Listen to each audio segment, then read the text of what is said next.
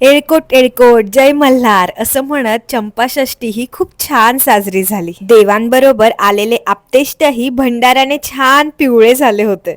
भंडाऱ्यामुळे पिवळे झालेले असताना घरात नाही तर थेट जेजुरी गडावरच चंपाषष्ठी साजरी केल्याचा आभास होत होता. महाराजांसाठी 56 भोगाचा नैवेद्य तर होताच, पण त्याचबरोबर चंपाषष्ठी असल्याने भरीत भाकरी, वरण भात, मोहनथाल, बटाट्याची भाजी, पुरी हे सुद्धा होतं. कैलाश का रहने वाला मेरा नाम है शंकर.